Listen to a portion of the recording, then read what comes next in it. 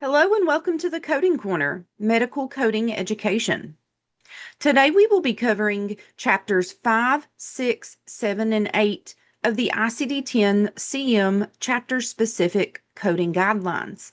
My name is Kristen Robinson. I'm a coder, auditor, and educator, and let's get into it. Chapter 5. This chapter is for mental, behavioral, and neurodevelopmental disorders, codes F01 through F99. Pain disorders related to psychological factors. Assign code F41 for pain that is exclusively related to psychological disorders. As indicated by the excludes one note under category G89, a code from category G89 should not be assigned with code F41. Code F4542, pain disorders with related psychological factors, should be used with a code from category G89 for pain not elsewhere classified. If there is documentation for a psychological component for a patient with acute or chronic pain. If you would like additional information on this, you can see section I.C.6 for pain. Mental and behavioral disorders due to psychoactive substance abuse. Number 1, in remission. Selection of codes describing in remission for categories F10 through F19, mental and behavioral disorders due to psychoactive substance use. This is from categories F10 through F19 with 0.11, 0.21, or 0.91, requires the provider's clinical judgment and are assigned only on the basis of the provider documentation as defined in the official guidelines for coding and reporting, unless otherwise instructed by the classification. Mild substance use disorders in early or sustained remission are classified to the appropriate codes for substance abuse in remission, and moderate or severe substance use disorders in early or sustained remission are classified to the appropriate codes for substance dependence in remission. Number 2, psychoactive substance use, abuse, and dependence. When the provider documentation refers to use, abuse, and dependence of the same substance, for example, alcohol, opioid, cannabis, and etc., to other drugs, only one code should be assigned to identify the pattern of use based on the following hierarchy. Now, I do have a visual of this on the next slide I will show you in a few minutes. So, if both use and abuse are documented, assign only the code for abuse. If both abuse and dependence are documented, assign only the code for the dependence. If use, abuse, and dependence are all documented, assign only the code for the dependence. If both use and dependence are documented, assign only the code for the dependence. So here is your tier of hierarchy.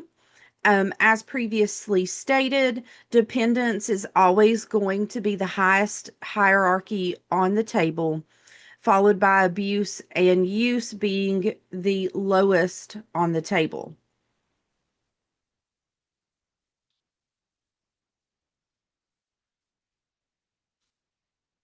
Number 3, psychoactive substance use, unspecified, as with all other unspecified diagnoses. The code for unspecified psychoactive substance use codes to F10.9, F11.9, F12.9, 13.9, 14.9, 15.9, 16.9, F18.9, and F19.9 should only be assigned based on the provider documentation and when they meet the definition of a reportable diagnosis. See Section 3 for reporting additional diagnoses. These codes are to be used only when the psychoactive substance use is associated with a substance-related disorder. Chapter 5 disorders such as sexual dysfunction, sleep disorder, or a mental or behavioral disorder, or medical condition such as a relationship is documented by the provider. Number 4, medical conditions due to psychoactive substance abuse, use, and dependence. Medical conditions due to substance use, abuse, and dependence are not classified as substance-induced disorders. Assign the diagnosis code for the medical condition as directed by the alphabetical index, along with the appropriate psychoactive substance use, abuse, or dependence code. For example, for alcoholic pancreatitis due to alcohol dependence, assign the appropriate code from subcategory K85.2, alcohol-induced acute pancreatitis, and the appropriate code from subcategory F10.2, such as code F10.20 for alcohol dependence uncomplicated. It would not be appropriate to assign code F10.288 for alcohol dependence with other alcohol-induced disorder. And last on this slide, blood alcohol level. A code from category Y90, evidence of alcohol involvement determined by blood alcohol level, may be assigned when this information is documented and the patient's provider has documented a condition classifiable to category F10 for alcohol-related disorders. The blood alcohol level does not need to be documented by the patient's provider in order for this to be coded. If you want additional information on this, you can see section 1.b.14 for blood alcohol level documentation by clinicians other than the patient's provider. Next, we have a couple other mental, behavioral, and neurodevelopmental disorders. So we have factitious disorder. Factitious disorder imposed on self or Munchausen syndrome is a disorder which a patient falsely reports or causes his or her own physical or psychological signs or symptoms. For patients with documented factitious disorder on self or Munchausen syndrome, assign the appropriate code from subcategory F68.1 for factitious disorder imposed on self. We also have Munchausen syndrome by proxy, otherwise known as MSBP, is a disorder in which a caregiver, otherwise known as a perpetrator, falsely reports or causes an illness or injury in another person or the victim under his or her care, such as a child, elderly adult, or a person who has a disability. The condition is also referred to as factitious disorder imposed on another or factitious disorder by proxy. The perpetrator, not the victim, receives this diagnosis. Assign code F68.A for factitious disorder imposed on another due to the perpetrator's record. For the victim of a patient suffering from MSBP, assign the appropriate code from categories T74 for adult and child abuse, neglect, and other maltreatment confirmed, or T76 for adult and child abuse, neglect, and other maltreatment suspected. If you want additional information about this, you can see section 1.c.19.f for adult and child abuse, neglect, and other maltreatment. Next on this slide, we have dementia. The ICD-10 CM classifies dementia to categories F01, F02, and F03 on the basis of etiology and severity: unspecified, mild, moderate, or severe. Selection of the appropriate severity level requires the provider's clinical judgment, and codes should be assigned only on the basis of provider documentation. This is as defined in the official guidelines for coding and reporting, unless otherwise instructed by the classification. If the documentation does not provide information about the severity of the dementia, assign the appropriate code for the unspecified severity. If a patient is admitted to an inpatient acute care hospital or other inpatient facility setting with dementia at one severity level and it progresses to a higher severity level, assign one code for the highest severity level reported during that stay. Next, we're going to talk about Chapter 6. This is diseases of the nervous system, codes G00 through G99. Okay, first up, we're going to be discussing dominant versus non-dominant side. Codes from category G81 for hemiplegia and hemiparesis, and subcategories G83.1 for monoplegia of lower limb, and G83.2 for monoplegia of upper limb, and then G83.3 for monoplegia unspecified, identify whether the dominant or non-dominant side is affected. Should the affected side be documented but not specified as dominant or non-dominant, and the classification system does not indicate a default, code selection is as follows. For an ambidextrous patient, the default should be dominant. If the left side is affected, the default is non-dominant.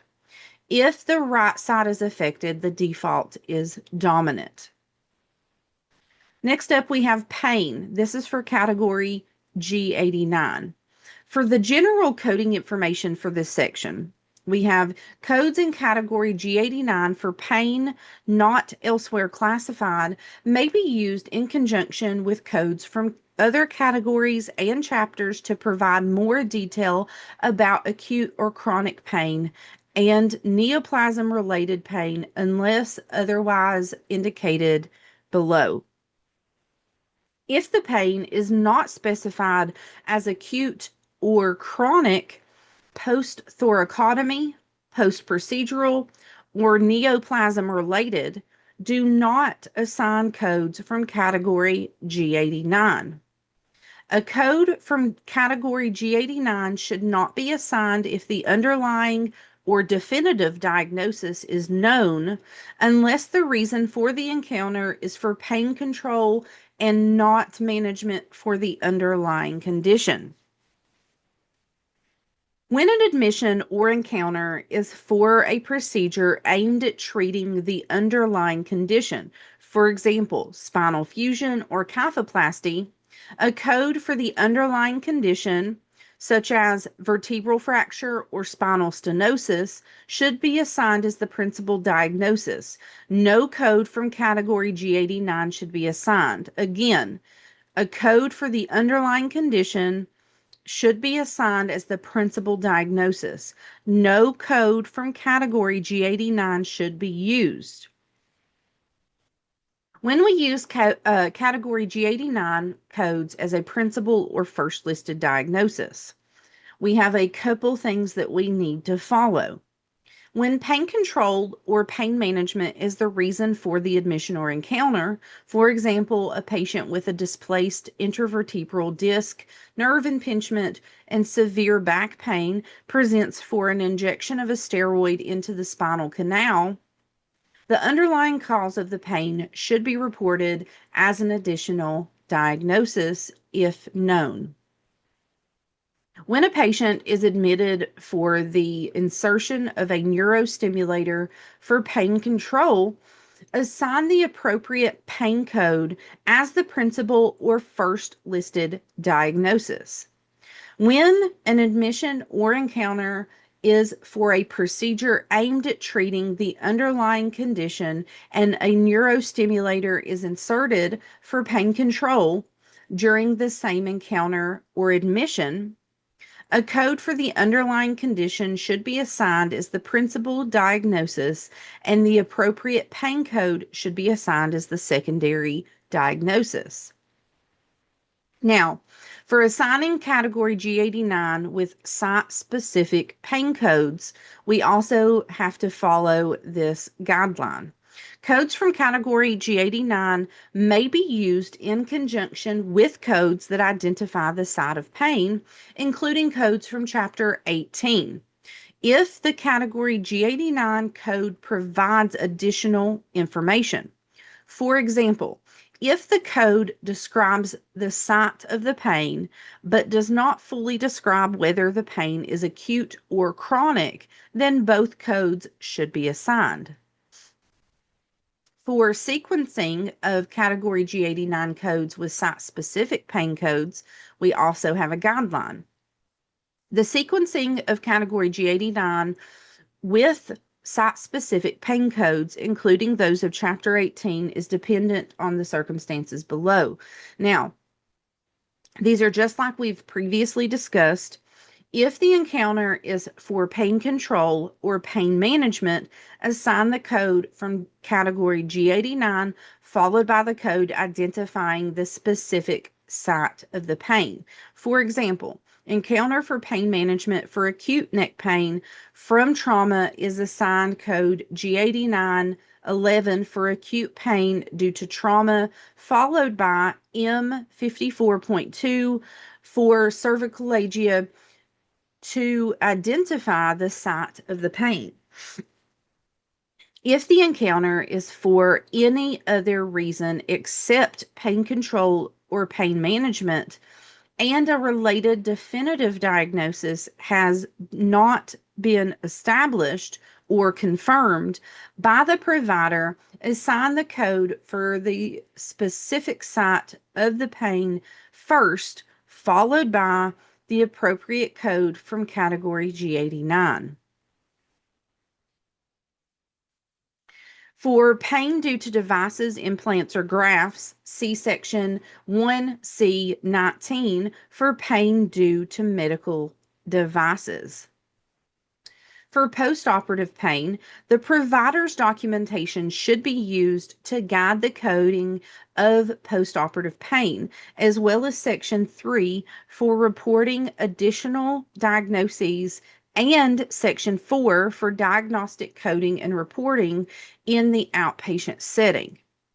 The default for post-thoracotomy and other postoperative pain not specified as acute or chronic is the code for the acute form. Routine or expected postoperative pain immediately after surgery should not be coded. Let me repeat that. Routine or expected postoperative pain immediately after surgery should not be coded. Postoperative pain not associated with specific postoperative complication. For this one, postoperative pain not associated with a specific postoperative complication is assigned to the appropriate postoperative pain code in category G89. For postoperative pain associated with a specific postoperative complication, such as painful wire sutures, is assigned to the appropriate code or codes found in Chapter 19 for injury, poisoning, and certain other consequences of external causes. If appropriate, use additional code or codes from category G89 to identify acute or chronic pain from G8918 or G8928. Chronic pain is classified to subcategory G89.2. There is no time frame defining when pain becomes chronic pain. The provider's documentation should be used to guide use of these codes. For neoplasm-related pain, use code G89.3 for the pain documented as related, associated, or due to cancer, primary or secondary malignancy, or tumor. This code is assigned regardless of whether the pain is acute or chronic. This code may be assigned as the principal or first listed code when the stated reason for the admission or encounter is documented as pain control or pain management. The underlying neoplasm should be reported as an additional diagnosis. When the reason for the encounter or admission is management of the neoplasm and the pain associated with the neoplasm is also documented, code G89.3 may be assigned as an additional diagnosis. It is not necessary to assign an additional code for the site of the pain. If you want additional information on this, you can see section 1C2 for instructions on the sequencing of neoplasms for all other stated reasons for the admission or encounter, except for pain control or pain management.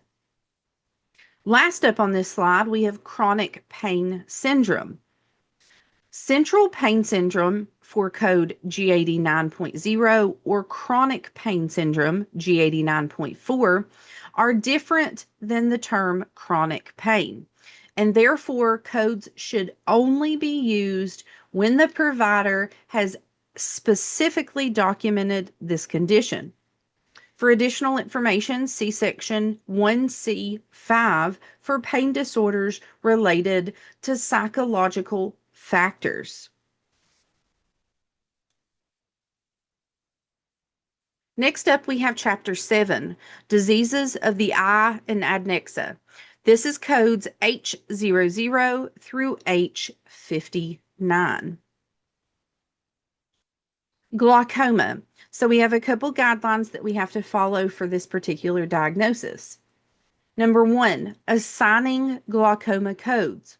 Assign as many codes from category H40 for glaucoma as needed to identify the type of glaucoma, the affected eye, and the glaucoma stage. Number 2, for bilateral glaucoma with the same type and stage, bilateral glaucoma and both eyes are documented as being the same type and stage, and there is a code for bilateral glaucoma. Report only the code for the type of glaucoma bilateral with the 7th character for the stage.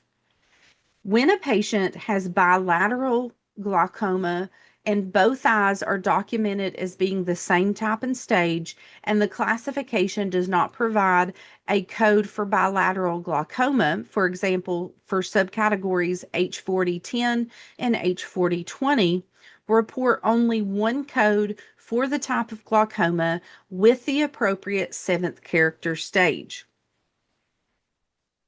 Number 3, bilateral glaucoma stage with different types or stages.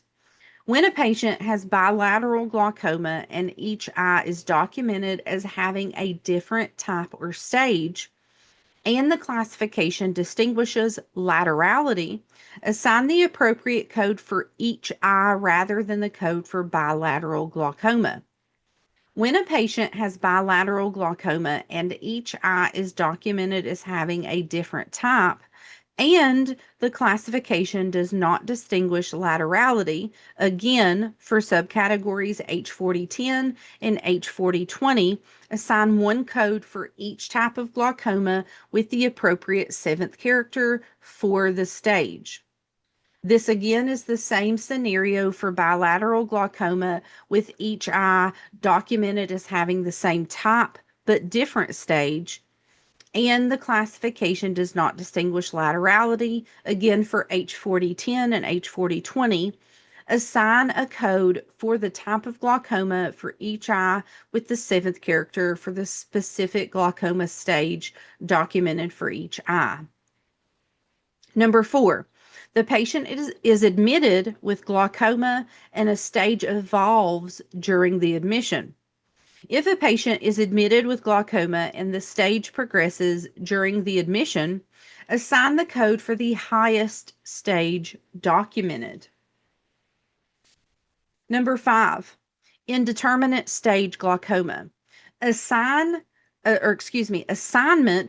the seventh character 4 for indeterminate stage should be based on the clinical documentation. The seventh character 4 is used for glaucomas whose stage cannot be clinically determined. This seventh character should not be confused with the seventh character 0 for unspecified, which should be assigned when there is no documentation regarding the stage of the glaucoma. I'll repeat this.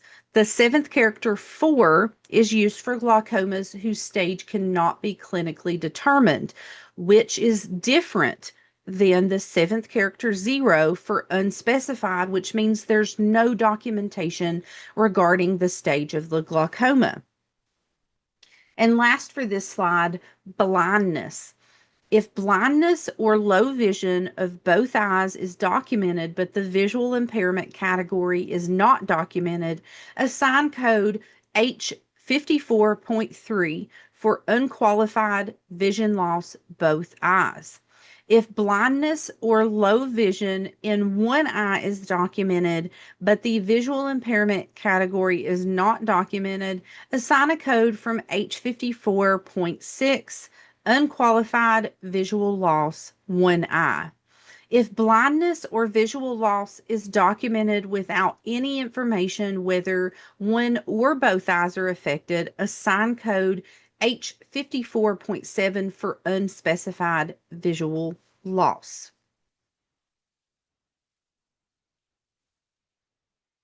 Last, we have Chapter 8. Now, this is for the diseases of the ear and mastoid process, codes H60 through H95. Now, there is not currently any additional guidance for this chapter as it has been reserved for future guideline expansion. That closes us out for today's session. The only resource for today's session is the ICD-10 CM Fiscal Year 26 guidelines.